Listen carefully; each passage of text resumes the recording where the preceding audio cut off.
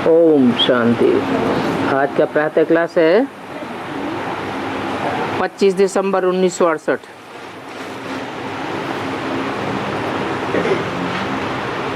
रूहानी बाप बैठ रूहानी बच्चों को समझाते हैं।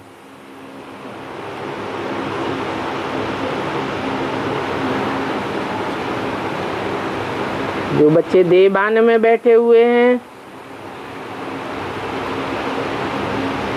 आत्मिक स्मृति नहीं है, ज्योति बिंदु आत्मा याद ही नहीं आती है,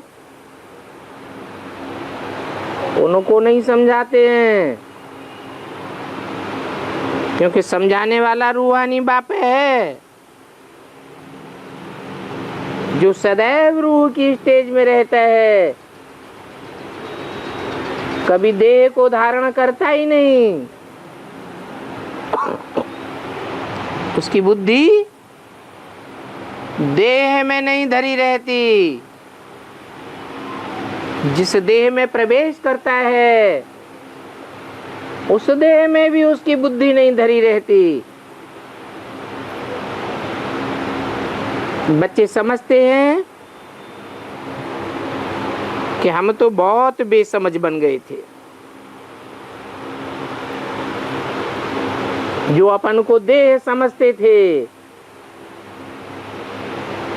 आत्मा जानते ही नहीं थे। माया रावण ने बेसमझ बनाई दिया था।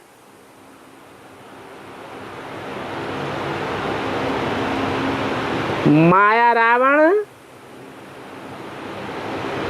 देवहानी है ना। माया रावण के देवहान को दिखाने के लिए उसको इतना बड़ा बनाते हैं।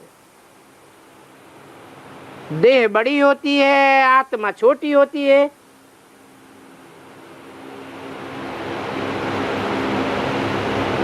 नहीं, हम तो देवता थे जो सदैव आत्मिक स्थिति में स्थित रहते थे।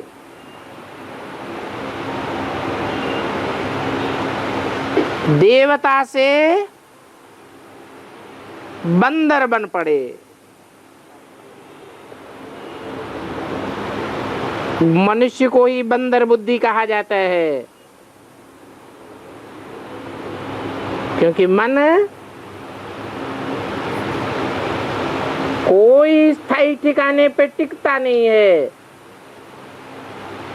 सदैव मन चलायमान रहता है। कि बच्चे समझते हैं बाप को जरूर आना ही है, जबकि नई दुनिया की स्थापना होनी है।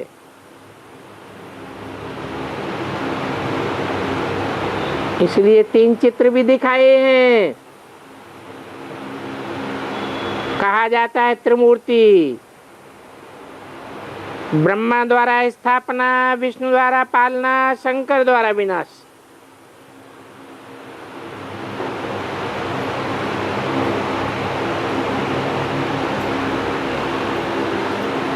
करण करावनहार है ना। एक है जो करता है और कराता भी।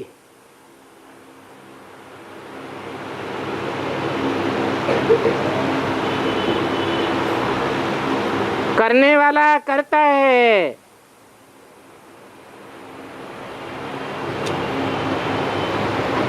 फिर करता कैसे है? क्योंकि जिस तन में प्रवेश करता है वो करता है, और सुप्रीम सोल उसके द्वारा कराता है। तो बताओ पहले किसका नाम आवेगा?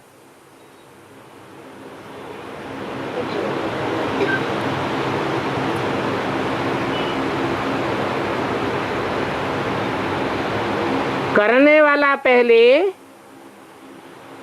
या कराने वाला पहले?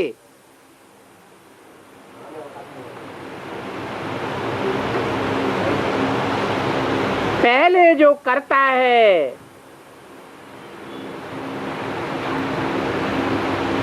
उसका नाम पहले, फिर जो कराता है, जिस द्वारा कराते हैं, करण करावनहार कहा जाता है।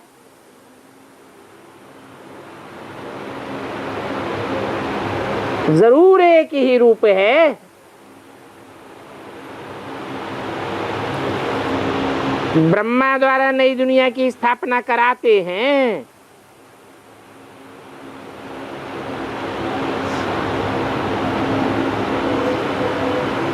ये भी बच्चे जानते हैं। हमारी जो नई दुनिया है,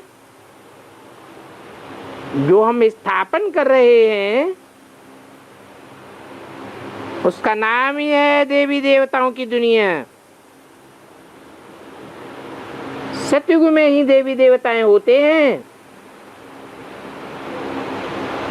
और तो कोई को भी देवी देवता नहीं कहा जाता।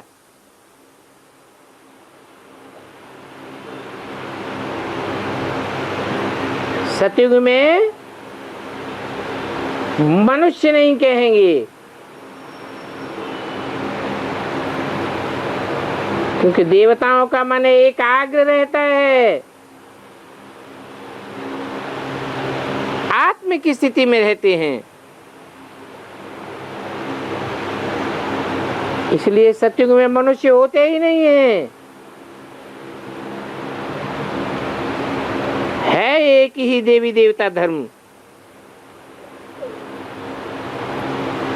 वहां दूसरा कोई धर्म नहीं है। तो अभी तुम बच्चों को स्मृति आई है, बरोबर हम देवी देवताएं थे, जिनकी मंदिरों में निशानियां भी हैं। जैसे इस्लामी, बौद्धी, क्रिश्चियन आदि सभी की अपनी अपनी निशानियां हैं। हमारा जब राज्य था तो और कोई नहीं थे,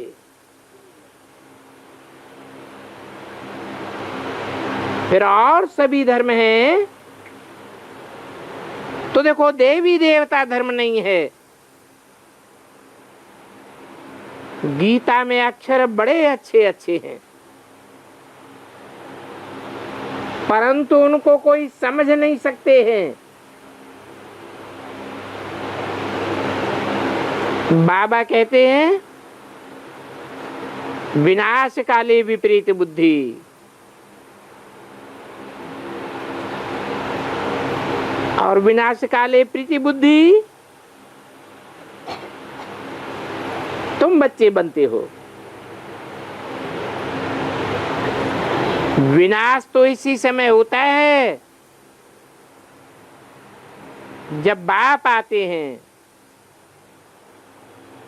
और बाप आते ही भी हैं संगम पर। जबकि दुनिया चेंज होती है, नई और पुरानी का संगम है। बाप तुम बच्चों को बदली में सभी कुछ नया देते हैं। वो सोनार भी है, धोबी भी है। तुम्हारी आत्मा को सच्चा सोना बनाए कर देते हैं।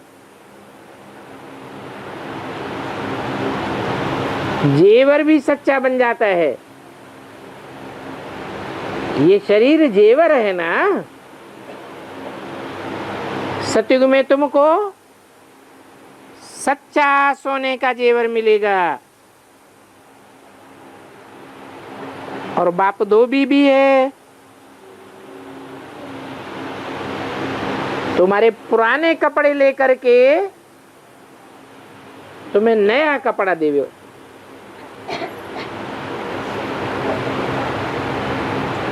वो बाप बड़ा व्यापारी भी है। बिरला कोई बाबा से व्यापार करे।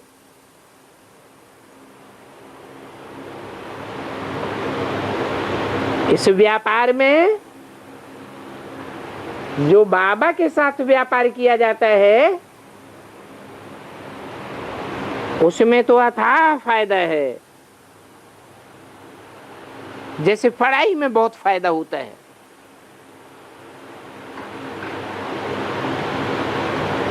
फिर महिमा भी की जाती है।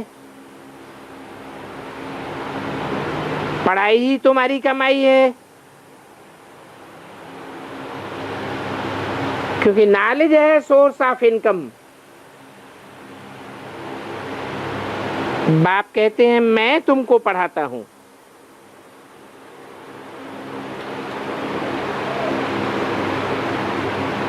इस पढ़ाई में तुमको अथाह कमाई है। सो भी एक जन्म के लिए कमाई नहीं है, जन्म जन्मांतर के लिए कमाई है। वो पढ़ाई पढ़ते हैं तो एक जन्म के लिए पढ़ते हैं, कमाई भी एक जन्म होती है। वो भी हो न हो, इसमें तो सर्टेन है। तो ऐसी पढ़ाई अच्छी रीति पढ़नी चाहिए और ये पढ़ाई बहुत अच्छी रीति सहज सहज पढ़ाता हूं। नाम ही है सहज ज्ञान और सहज राजयोग। सिर्फ एक हफ्ता समझो, फिर बल कहां भी चले जाओ, विलायत में चले जाओ, वहां भी तुम्हारे पास पढ़ाई आती रहेगी, अर्थात मुरली मिलती रहेगी। फिर कभी भी तुम्हारी लिंक नहीं टूटेगी।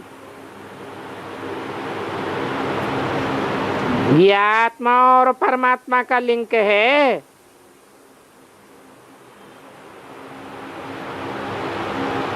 गीता में भी ये अक्षर हैं।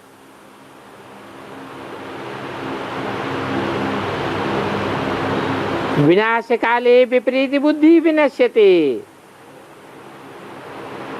और प्रीति बुद्धि विजयते। क्योंकि लिंक जुटा हुआ है। तुम जानते हो इस दुनिया में तो ये सभी जंगली जानवर हैं, एक दो को मारते काटते ही रहते हैं। इन जैसा क्रोधी विकारी और कोई होता ही नहीं है। ये भी गायन है। द्रौपदी ने पुकारा, बाप ने समझाया है तुम सभी द्रौपदियां हो।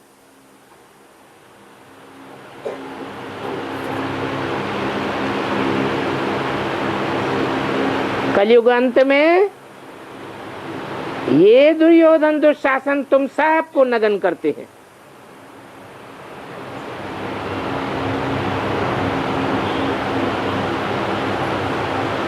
ये पुरुष सब दुर्योधन दुशासन है। द्रौपदी ने ही पुकारा है, हमको नगन करते हैं। तो बाप समझाते हैं कि देखो कैसे कैसे अत्याचारी होते हैं। ऐसे अत्याचारियों को जानवरों से भी बदतर कहा जाता है।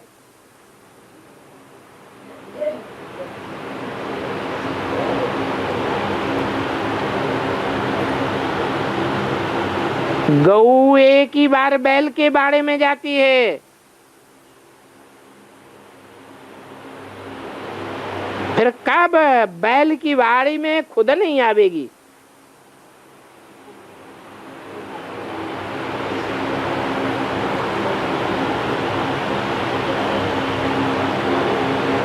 बैलों के सामने आवेंगे ही नहीं, लड़ पड़ेंगे। परंतु यहाँ तो मनुष्य देखो कितने गंदे हैं। इसलिए द्रौपदी ने पुकारा है हमको नग्न करते हैं।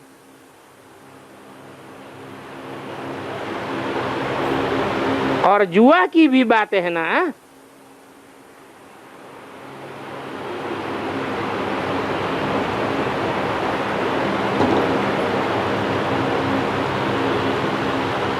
तुम्हारी तो तन मन धन समय संपर्क की बाजी है।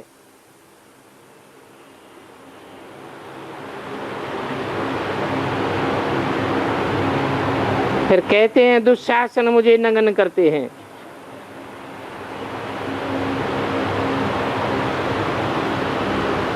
ये भी आया है कि द्रौपदी कहती है मैं रजस्वला हूं, मुझे हाथ नहीं लगाओ,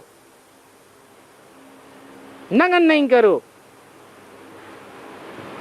परंतु यहाँ के मनुष्य तो ऐसे हैं जो भल कुछ भी हो तो भी काला मुंह किए बगैर रहेंगे नहीं। तो कहेंगे बंदरों से भी बदतर हैं।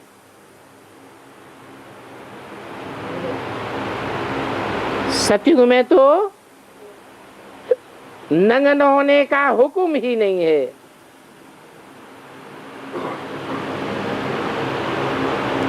इस समय तो दुनिया में घोर अंधियारा है। बाप देख रहे हैं कितना गंध है। ऐसे ऐसे कामी कुत्ते हैं जो छोड़ते ही नहीं हैं। कहते भी हम ऐसे ही हैं तो हम नग्न भी करते हैं।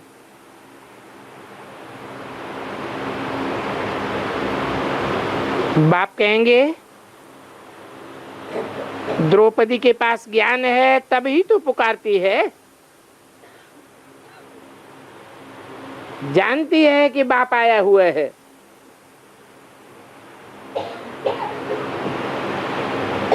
ये बड़े गंदे मनुष्य हैं।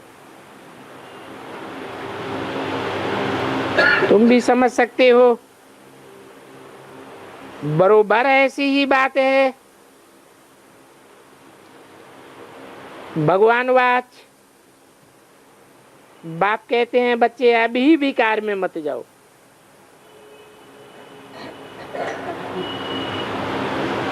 एक जन्म की ही तो बात है। मैं तो तुमको स्वर्ग में ले जाता हूं। अभी तुम सिर्फ मुझे याद करो। अभी विनाश काले है, परंतु किसी भी की भी सुनते नहीं है और आपस में लड़ते झगड़ते ही रहते हैं। बाप कितना उनको कहते हैं शांत करो। ये मौज मनाने का समय है, खुशियां मनाने का समय है, परंतु अशांति ही बने रहते हैं, शांति धारण ही नहीं करते।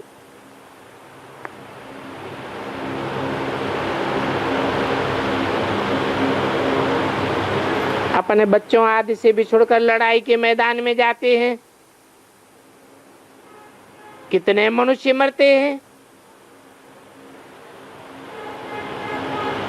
उनकी कोई वैल्यू नहीं।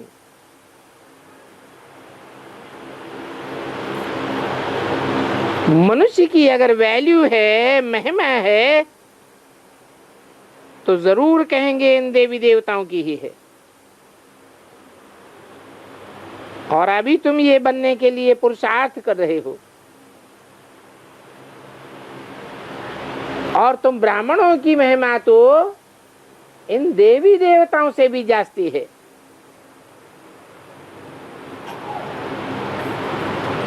क्योंकि तुमको अभी बाप पढ़ा रहे हैं। इन देवताओं को तो देवताएं ही पढ़ावेंगे, परंतु देखो बाप से पढ़ने वाले भी कितने नीचे तमो प्रधान हैं।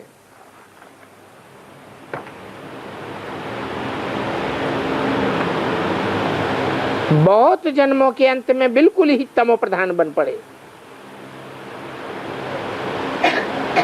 25/12/68 की वाणी का दूसरा पेज। मैं तो सदैव ही तमो सतो प्रधान हूं। फिर भी देखो मैं कहता हूं कि मैं बच्चों का ओबीडिएंट सर्वेंट बनकर आया हूं।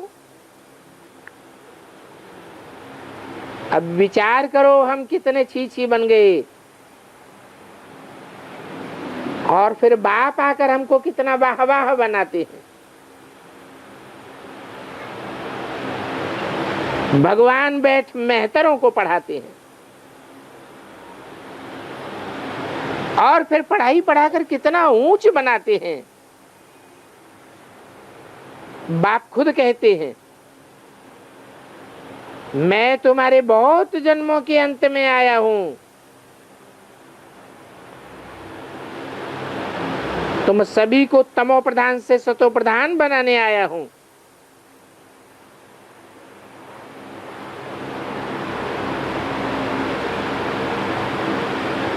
तो बीच में थोड़ा ही चला जाऊंगा।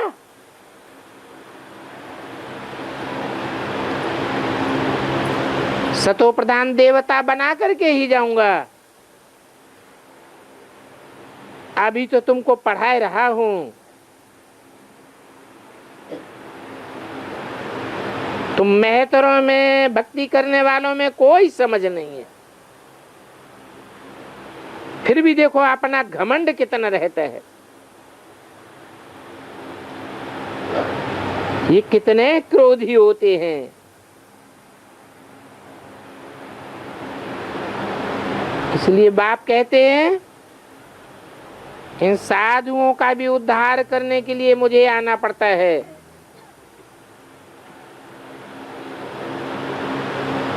इसलिए ये भी लगा हुआ है जो अपन को ईश्वर कहलाते हैं वो हिरण्यकश्यप जैसे दैत्य है।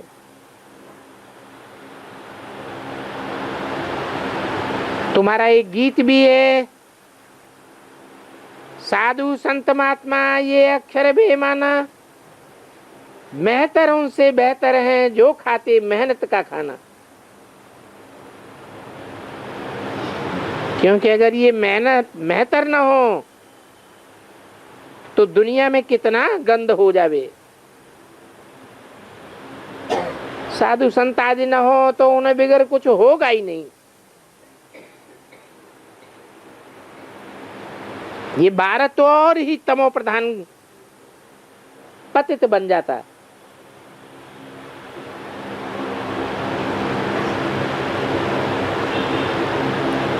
और ये साधु संत तो वास्तव में और ही पतित बनाते हैं।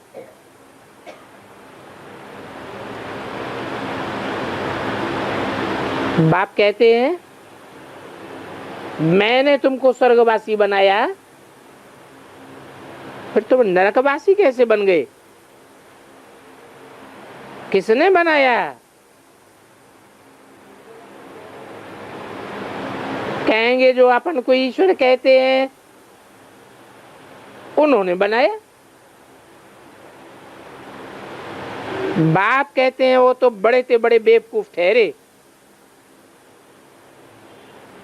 जो मुझे गाली भी देते हैं और सभी को गिराते भी हैं। कह देते हैं ईश्वर सर्वव्यापी है। गैन भी है विनाश काले विपरीत बुद्धि विनश्यते। प्रीति बुद्धि विजयते। अब प्रीति और विपरीत बुद्धि निराकार बिंदु के लिए कहा जाता है या साकार के लिए कहा जाता है?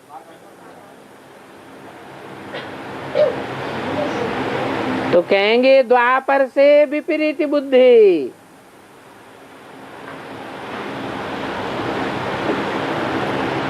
अभी फिर जितना जितना प्रीति बुद्धि रहेंगे तो बहुत याद करेंगे। अभी बाप कहते हैं तुम्हारा ही उतना फायदा है, लड़ाई का मैदान है ना। माया तुमको बाप की याद भुलावेगी, विपरीत बुद्धि बनावेगी। ये साधु संत आज भी ये नहीं जानते हैं कि गीता में कौन सी युद्ध बताई है। उन्होंने तो हिंसक युद्ध समझ लिया है। कौरवों और पांडवों की युद्ध बैठ दिखाई है। अभी कौरव संप्रदाय भी है, पांडव संप्रदाय भी है, परंतु यहाँ युद्ध तो कोई भी नहीं है। पांडव उनको कहा जाता है जो बाप को जानते हैं।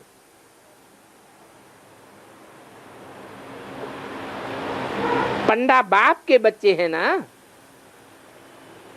और बाप से प्रीति बुद्धि हैं। कौरव उनको कहा जाता है जो बाप को जानते ही नहीं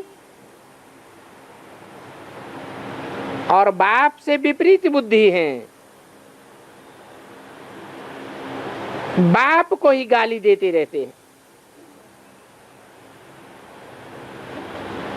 तो ये अक्षर तो बहुत समझने लायक अच्छे अच्छे हैं।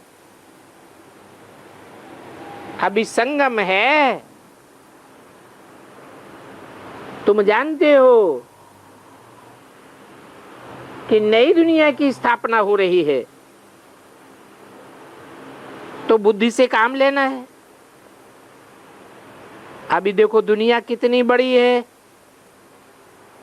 और सतयुग में कितने थोड़े होंगे। छोटा झाड़ होगा,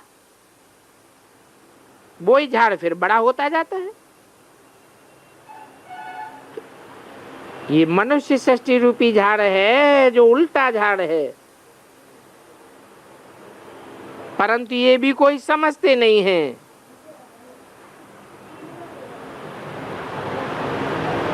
इनको कल्प वृक्ष भी कहा जाता है।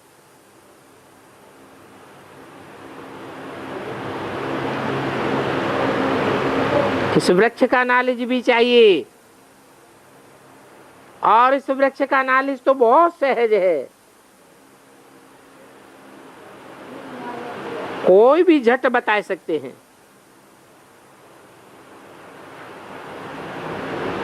इस वृक्ष का नॉलेज ऐसा सहज है, परंतु ह्यूमन वृक्ष है, परंतु इन मनुष्यों को अपने वृक्ष का पता ही नहीं पड़ता है। भले कहते हैं गॉड इज क्रिएटर,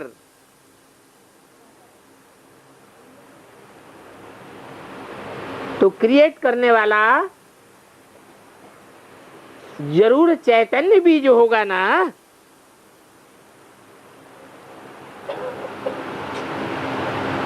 क्रिएटर होता ही है चैतन्य, और साकार भी होगा। बाप सत्य है, चैतन्य है, सत्य चित्त आनंद कहा जाता है ना, वो ज्ञान का सागर है। उनमें कौन सा ज्ञान है ये भी कोई नहीं जानते। बाप ही बीज रूप चैतन्य है, उनसे ही सारी रचना होती है।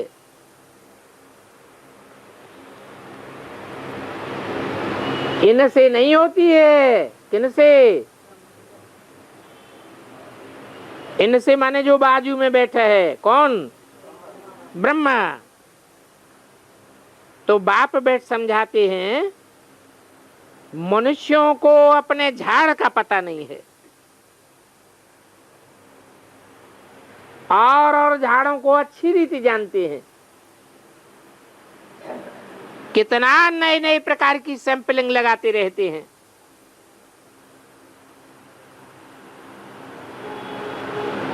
उन झाड़ का बीज अगर चैतन्य होता तो वो बतलाता, परंतु वो तो जड़ हैं। तो अभी तुम बच्चे रचयिता और रचना के राज को जानते हो। ऐसे रचयिता बाप को सर्वव्यापी थोड़े ही कहेंगे। और जो आम आदि होते हैं उनका बीज तो व्यापक है, जो लगाया जाता है और फिर वो झाड़ निकलता है। जैसे नीम का बीज है, उसमें कड़वाहट भरी हुई है, तो जड़ों में भी कड़वाहट होती है, तने में भी होती है, टहनियों में भी कड़वाहट होती है, फूल और फलों में भी कड़वाहट होती है, पत्ते भी कड़वे होते हैं। तो क्या कहेंगे? सर्वव्यापी कहेंगे या एक व्यापी कहेंगे? हैं? जरूर कहेंगे सर्वव्यापी है।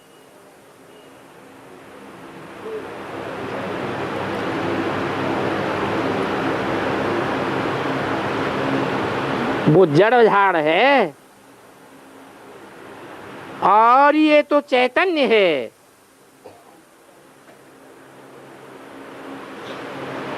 सतचित्त आनंद का सागर कहा जाता है।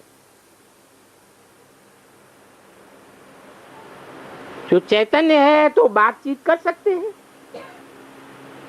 बोलते चालते को ही चैतन्य कहा जाता है।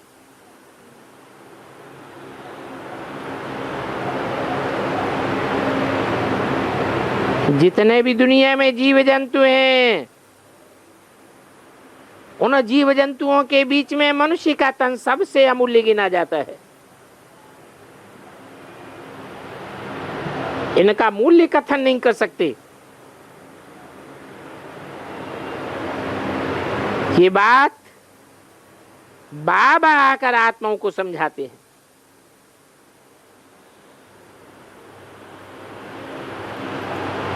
नहीं तो आज की सारी मानवीय जनरेशन ने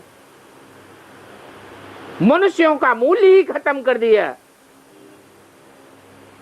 मनुष्यों का कोई मूल्य नहीं। कुत्तों को कार में घुमाते हैं, खीर पूरी खिलाते हैं।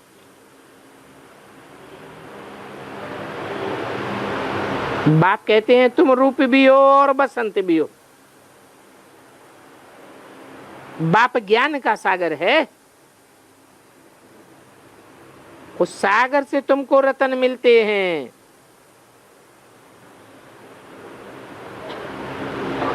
दिखाते हैं ना रामायण में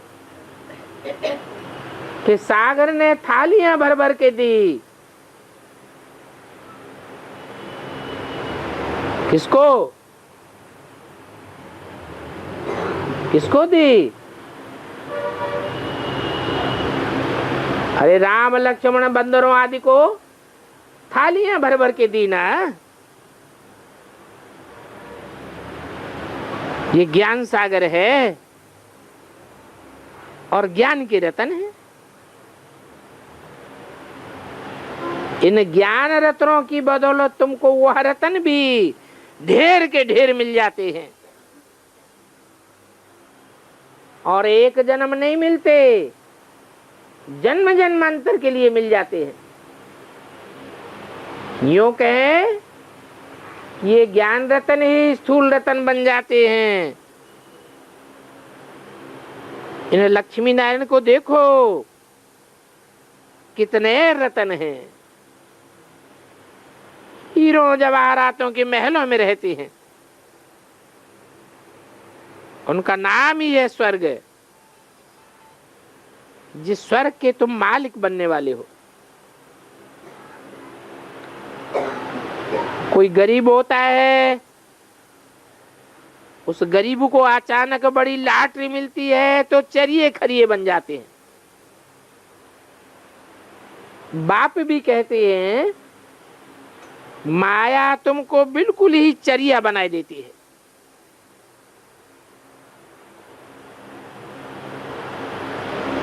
ये माया आधा कल्प के लिए जीत पाई लेती है।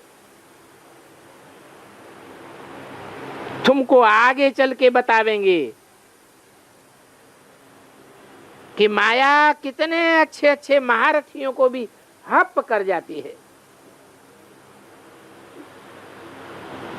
आगे चल के कब बतावेंगे? है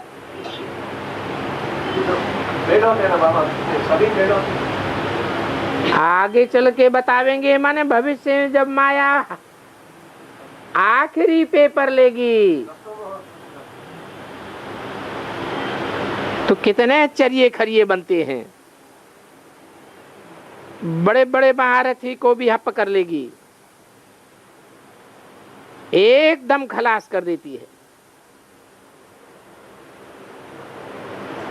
कहते हैं ना, खुदा को ही कहते हैं खुदा खैर करे, नहीं तो बस गए के गए। तुमने सर्प को देखा है ना?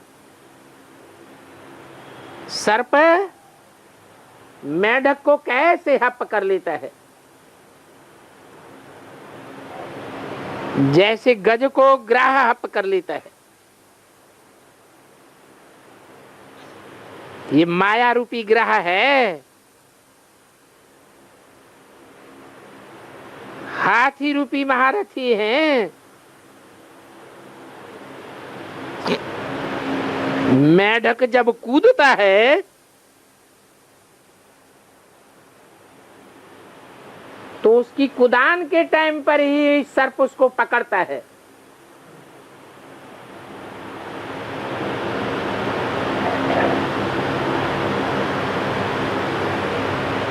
पुरुषार्थ में भी जंप होती है ना। यहां से जैसे गोरा दिखाई पड़ता है, तो माया भी ऐसी है।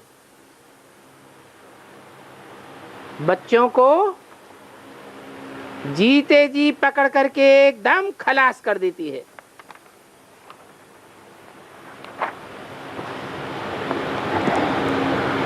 पच्चीस 1268 की वाणी का 30 पेज। ऐसा खलास करती है जो कब फिर बाप का नाम ही नहीं लेते हैं।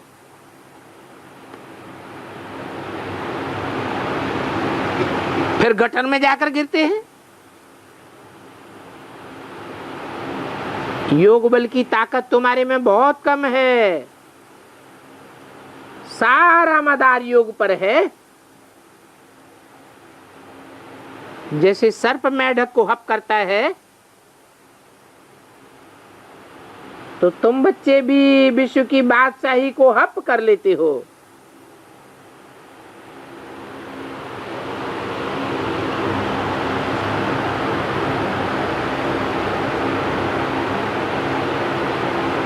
जो फालतू की ट्रा करने वाले हैं ज्ञान की, ऐसे मेढकों को खलास कर देती हो। तुम सारी विश्व की बादशाही ले लेवेंगे चुपके से,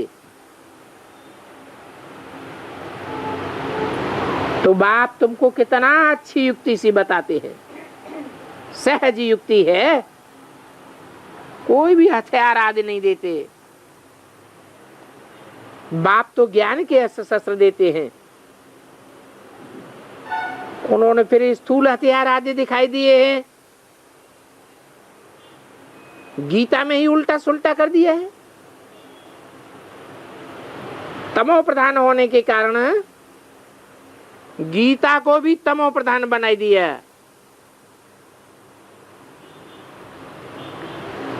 फिर थोड़ा सा कुछ रह जाता है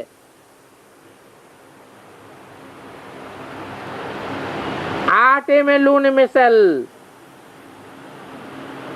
तब फिर बाप आते हैं। इस समय तुम भी कहेंगे हम क्या बन गए थे।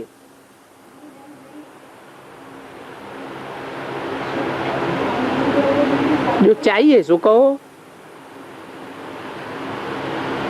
चाहे कुछ भी कहो, हम तो थे ही ऐसे। बल हैं तो मनुष्य, परंतु गुण और अवगुण तो होते हैं ना।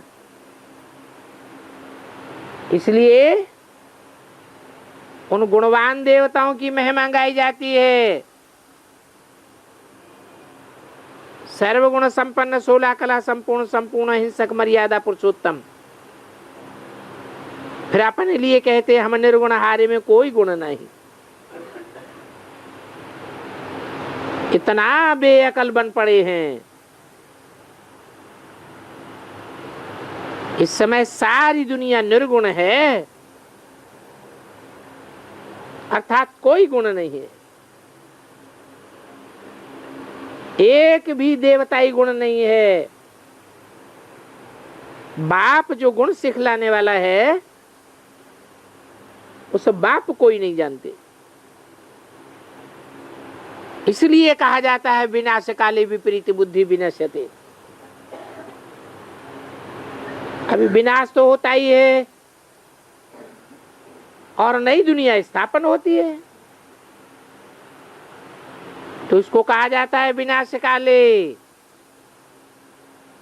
और ये अंतिम विनाश है,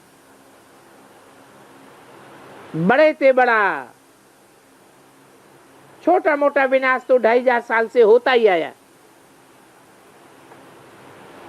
फिर आधा कल्प कोई लड़ाई आदि नहीं होगी। बेचारे मनुष्यों को कुछ भी पता नहीं है।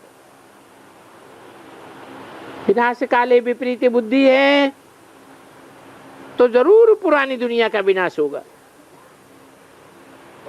इसीलिए इस पुरानी दुनिया में कितनी आपदाएं हैं, मरते ही रहते हैं। तो बाप इस समय की हालात बताते हैं।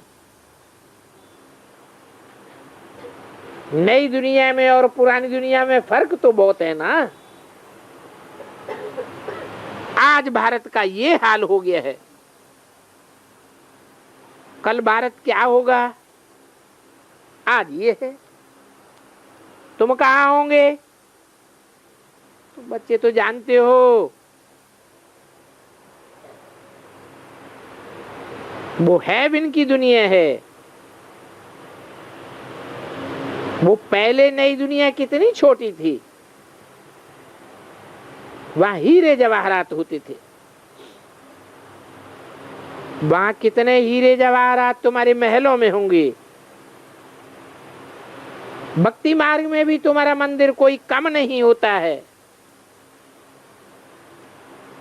इन मंदिरों से ही फिर मस्जिदों आदि में ले गए हैं।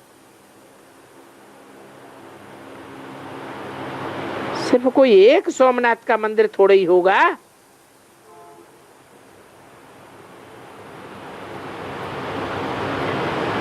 एक भांति का बनाऊंगा तो उनको देख करके और भी आवेंगे। जो बनाते रहेंगे।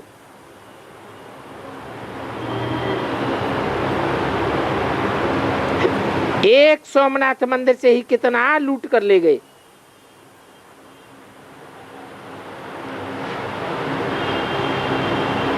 मंदिर भी लूटा, धन भी ले गए, फिर मंदिर को तोड़ फोड़ करके अपना यादगार मस्जिद बनाया।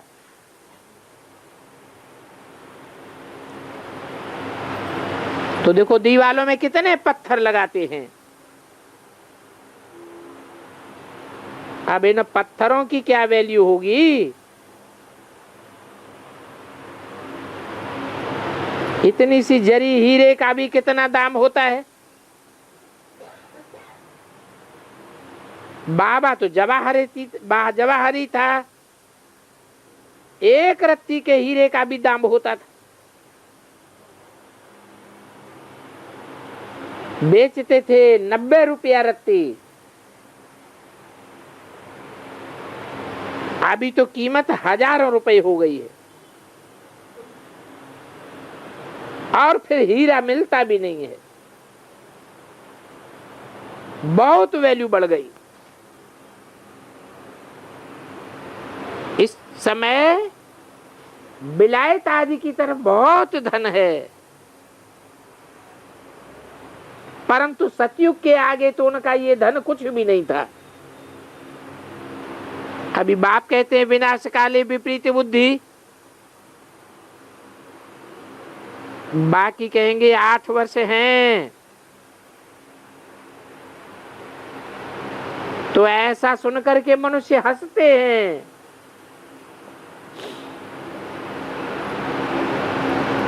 कौन सी सन की वाणी है?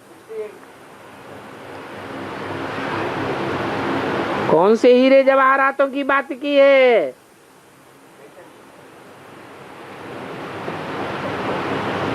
बाप कहते हैं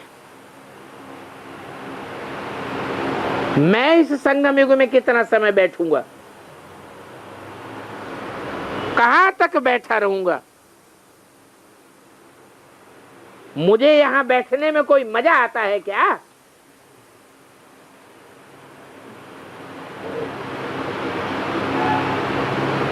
कोई समझते होंगे बाबा को तो बहुत मजा आता होगा। अरे मैं तो न सुखी होता हूं न दुखी होता हूं,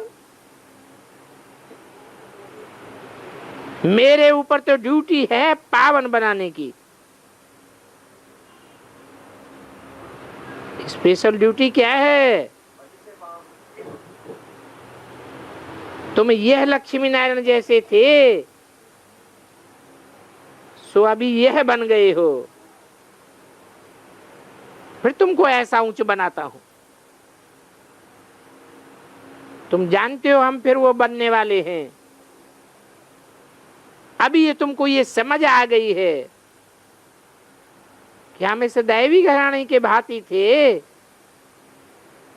हमारी राजाई थी। फिर बाद में और धर्म वाले आने लगे। अभी ये चक्र पूरा होता है।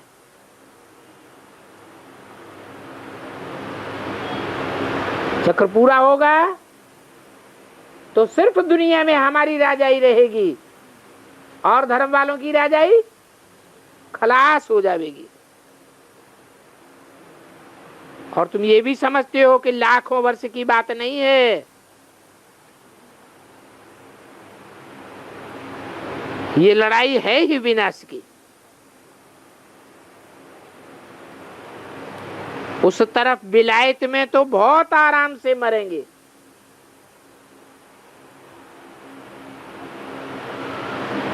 एटम बम फटा और 1 सेकंड में खलास, उनको कोई तकलीफ नहीं होगी।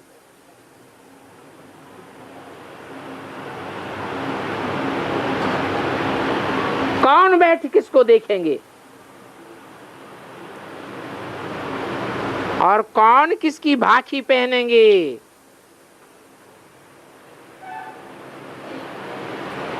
वहां नई दुनिया में तो ये भाखी आदि पहनने की रस्म ही नहीं होगी। क्यों? क्यों नहीं होगी? कोई सोचते होंगे तो हमें नहीं जाना वहां, क्योंकि वहां तो देवान होगा ही नहीं। तो देखो उन विलायत वालों का मौत तो बड़ा सहज है।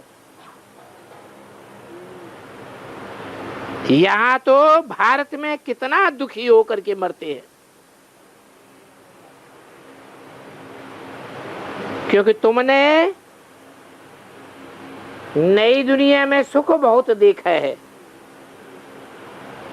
तो दुख भी तुमको बहुत देखना है।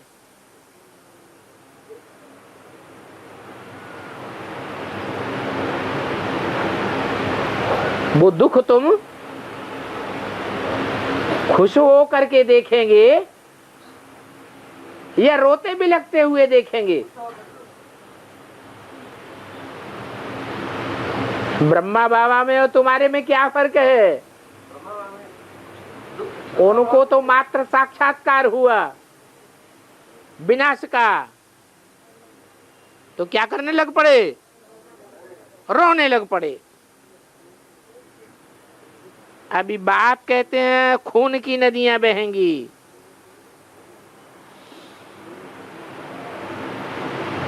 यहां भारत में तो हिंदू मुसलमान इकट्ठे रहे हुए हैं।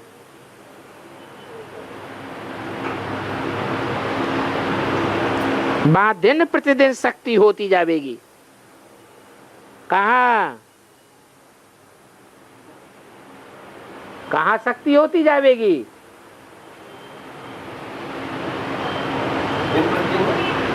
अरे विदेशियों की दुनिया में, विदेशों में दिन प्रतिदिन शक्ति होती जाएगी।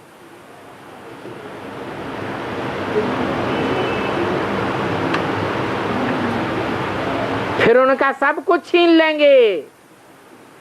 जो अभी कुदक के चले जाते हैं विलायत में कमाने के लिए, महलमानियां अटारियां बनाने लग पड़ते हैं।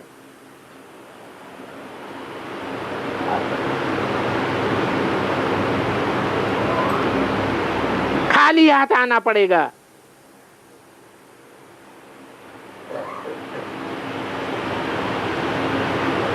बैंक में जो जमा किया है वो निकालने भी नहीं देंगे।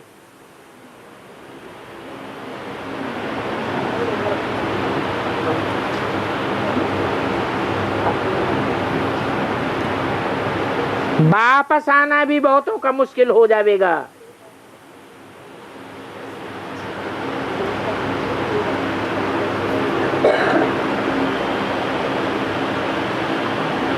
आने के लिए 10,000 लाख देंगे तो मुश्किल से टिकट मिलेगा। कितना देंगे? है विदेशों में जब विनाश होगा उससे पहले ही वहां बहुत शक्ति होने लगेगी। वो समझते हैं ये लड़ाई शांत हो जाएगी। जैसे पहले भी कई बार एटमिक युद्ध होने को हुआ और फिर शांत हो गया, परंतु ये शांत तो होनी ही नहीं है। मिर्वा मौत, ये जानवर बुद्धि है जो स्वदेश की सेवा छोड़ करके विदेश में जाते हैं। मिर्वा मौत, मलू का शिकार। तुम तो शिकारी हो, यहां बैठे बैठे शिकार करोगे। विश्व की बादशाही का शिकारी हो ना, तुम देवता बनते हो।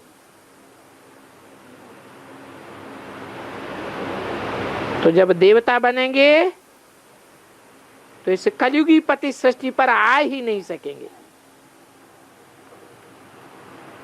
गीता में भी है भगवान वाच, विनाश भी देखा तो स्थापना भी देखी। साक्षात्कार हुआ ना। ये सभी प्रकार के साक्षात्कार अंत में होंगे। देखेंगे फलाने फलाने यह बनते हैं। फिर उस समय रोवेंगे भी बहुत और पछतावेंगे भी बहुत। बहुत सजाएं खावेंगे, फिर कर कुछ भी नहीं सकेंगे। ये तो 21 जन्मों की लॉटरी है। फिर बहुत पछतावेंगे, अपने नसीब को कूटेंगे, क्योंकि स्मृति तो आती है ना।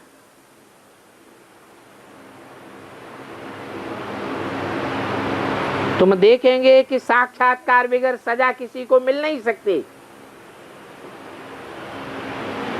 साक्षात्कार करावेंगे कि कैसे कैसे अपने बुढ़े माँ बाप को छोड़ करके चले जाते हैं विदेश में कमाई कमाने। अपनी मौज मस्ती याद रहती है, माँ बाप भी भूल जाते हैं।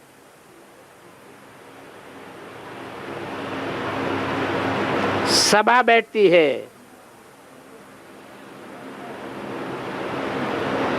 ताम्रध्वज मोरध्वज की कथा भी है ना।